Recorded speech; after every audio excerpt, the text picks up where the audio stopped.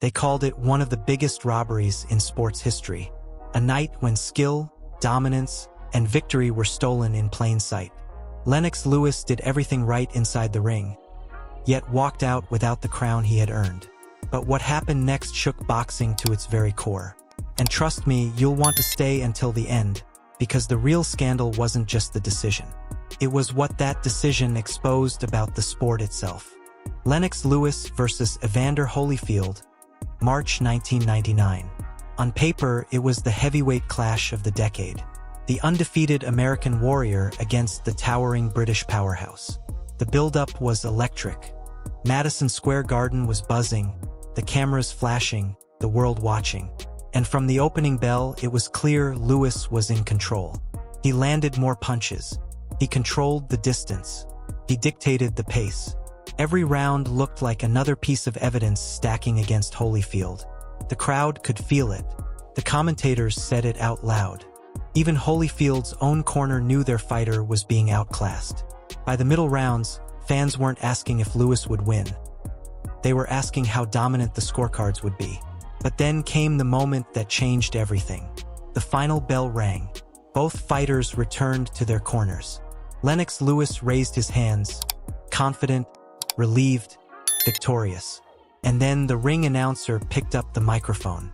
The judges' scores came in. 1 card for Holyfield, 1 card for Lewis, and 1 card even. A draw. The arena froze, then erupted. Boos rained down from the rafters. Fans couldn't believe it. Headlines the next morning screamed words like robbery and theft. Analysts tore into the decision on live TV. And behind the scenes, the New York State Athletic Commission launched an official investigation into how such a blatant injustice could take place. But here's the question. Was it incompetence, or was it corruption? Because in boxing, those two words are never far apart. For the first time in his career, Lennox Lewis wasn't just fighting an opponent. He was fighting politics. The dark side of boxing had stepped into the ring, and it had stolen his victory in front of millions. And yet, something unexpected happened. Instead of crushing Lewis, the robbery transformed him. He became a symbol, not just a fighter. Fans rallied behind him. The outrage turned into pressure, and the pressure forced a rematch. But before we get there, let's pause. Because I want to hear from you. Do you believe boxing judges make mistakes? Or do you think the system is rigged from the inside? Drop your take in the comments. I'll be reading them all. Now back to Lewis. The rematch was everything the first fight should have been. No politics, no debate, just domination. Lennox dismantled Holyfield over 12 rounds, leaving no room for controversy. The decision was clear. The crown was his. But the truth is, the stain of that first fight never washed away. It lives on in highlight reels, in angry editorials, in fan conversations decades later. Because it wasn't just about one man being robbed of a victory. It was about a sport showing its ugliest face in the brightest spotlight. Think about it. If the world can watch a fighter land twice as many punches, control every round, and still get denied, what does that say about boxing as a whole? What does that say to the next generation of fighters stepping into the ring dreaming of glory? That's why the Lewis-Holyfield robbery became more than just a controversial scorecard. It became a cautionary tale, a reminder that in combat sports, the most dangerous opponent might not be standing across the ring. It might be sitting ringside holding a pen, ready to rewrite history. And here's where it gets even darker. That fight wasn't the last robbery in boxing history. It wasn't even close. Many fans argue it opened the floodgates for future scandals. Because once the world saw a heavyweight championship decided by politics, trust in the system cracked. So let me ask you, do you think boxing has ever truly recovered? Or do those scars still define the sport today? Because in 1999, Lennox Lewis fought Evander Holyfield. But the real battle wasn't just for the belt. It was for the soul of boxing. And if you believe the sport deserves better, then join me. Subscribe now, because in the next video we're exposing the other infamous fights where the scorecards told one story and the truth told another. They said he was untouchable, the undisputed king of the heavyweight division, a man too big, too skilled, too powerful to ever fall. But on one April night in 2001, Lennox Lewis learned the most brutal truth in boxing. One punch can erase everything. And stay with me, because what happened after that punch wasn't just redemption. It was revenge on a scale so violent, it became one of the most iconic moments in heavyweight history. Johannesburg, South Africa. The stage was set. Lennox Lewis walked into the ring as the heavyweight champion of the world. Across from him stood Hasim Rahman, a dangerous contender but hardly a superstar. On paper, this wasn't supposed to be a war. It was supposed to be a coronation. Lewis was already looking beyond Rahman, talking about movie roles, Hollywood deals, and bigger fights. His training camp was criticized as lazy, his focus questioned. And Rahman, he was treated like a stepping stone. But boxing has a cruel way of punishing arrogance. The fight started with Lewis looking comfortable. His jab snapped out, his size advantage clear. Commentators nodded. This was going exactly as expected. But then came round 5. Rahman, patient, waiting, suddenly uncorked a right hand that detonated like a bomb. Lennox's body collapsed. His head snapped back. His legs crumbled beneath him. The heavyweight king was lying flat on his back, staring at the South African sky. The crowd went insane. Rahman sprinted around the ring in disbelief. Commentators screamed over each other. The unthinkable had happened. The champ had been destroyed by the underdog. And just like that, the headlines wrote themselves. Lewis was distracted. Lewis was arrogant. Lewis was finished. Newspapers mocked him. Late-night shows joked about him. The face of boxing was now the butt of every punchline. But this was just the beginning, because if you know anything about Lennox Lewis, you know he wasn't built to stay down. While critics buried him, he was plotting his revenge. First, he dragged Rahman into court, legally forcing him into a rematch. That wasn't just business, it was personal. Lewis wasn't going to let one punch define his legacy. And when the rematch finally came, the difference was night and day. Gone was the distracted superstar. In his place stood a cold, focused destroyer. Lewis's eyes burned with fury. His body looked sharper, leaner. Every punch had bad intentions. The first 3 rounds, pure dominance.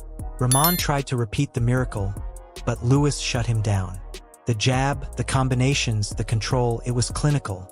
And then, in the 4th round, Lewis unleashed the moment that would silence every critic. A thunderous right hand crashed into Rahman's jaw. The challenger's body went limp before he even hit the canvas. The knockout was savage, violent, final. It wasn't just a win, it was a statement. Replays showed Rahman's face twisted in shock, his eyes gone before he fell. The crowd gasped. Commentators lost their voices. It was one of the cleanest, most devastating knockouts the heavyweight division had ever seen. And suddenly, the narrative flipped. The man they mocked had turned humiliation into history. But let's pause here, because I want to know what you think. Was Lennox Lewis's downfall against Rahman just a wake-up call? Or do you believe he was genuinely vulnerable? Drop your take in the comments. I'll be pinning the best ones. Because here's the truth. That rematch wasn't just about redemption. It was a warning to every contender, every critic, every fan who doubted him. Lennox Lewis wasn't just a heavyweight champion. He was a man who could take the hardest fall and come back with a vengeance. And in the brutal world of boxing, that's the difference between being a star and being a legend. So if you believe champions are defined not by how they rise, but by how they recover, hit that subscribe button. Because in the next video, we're uncovering the rivalries, scandals, and betrayals that nearly tore Lennox Lewis's career apart from the inside. It was supposed to be a press conference, a stage with microphones, cameras, and 2 of the greatest heavyweights of all time. Instead, it turned into chaos. Mike Tyson snapped, charging across the stage like a wild animal. And in the middle of the madness, he bit Lennox Lewis on the leg. Yes, he actually bit him. And stay tuned, because by the end of the story, you'll see why that single moment still divides boxing fans today. Was it a genuine meltdown? Or the most brilliant fight promotion ever staged? The year was 2002.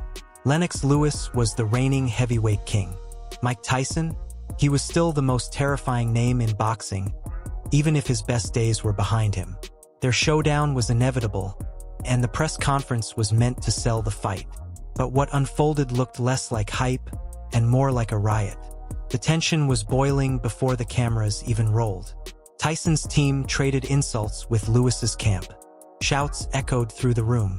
Security tried to hold the line, and then Tyson snapped. He lunged across the stage, swinging wildly. Chairs flew. Reporters ducked for cover. And in the chaos, he clamped down on Lewis's leg like it was 1997 all over again. The crowd was stunned. Commentators replayed the footage nonstop. Headlines screamed, "Tyson loses control again." The commission was furious. For a moment, it looked like the entire fight would be canceled. Because if Tyson couldn't control himself at a press conference, how could he be trusted in the ring? But here's the twist. Lennox Lewis didn't flinch. He didn't fight back. He didn't trade chaos for chaos. Instead, he stood firm, letting Tyson rage while he stayed calm. And that decision changed everything. Because while Tyson looked unhinged, Lewis looked unshakable. Fans saw the contrast. On one side, madness. On the other, order. And when the fight was finally confirmed, the narrative had already been written. But let me ask you this. Do you think Tyson's outburst was real? Or was it just theater designed to sell tickets? Drop your take in the comments, because fans are still split over it decades later. When fight night finally came, all the noise, all the chaos, all the press conference madness faded into the background. The only thing that mattered was the ring. And in that ring, Lennox Lewis delivered a masterpiece. The opening rounds showed the difference between composure and chaos. Tyson came forward, desperate to land the big shot. But Lewis controlled everything with his jab, his reach, his patience. Each round, the gap widened. Tyson, once the most feared man in boxing, looked smaller, slower, desperate. By round 8, the inevitable happened. Lewis landed a crushing uppercut followed by a barrage of punches that sent Tyson crashing to the canvas. The referee waved it off. The king had fallen. The era was over. And Lennox Lewis had cemented his legacy as the last undisputed heavyweight champion of the modern era. The fight itself was pure order, technical brilliance dismantling raw aggression. But the build-up? Pure madness.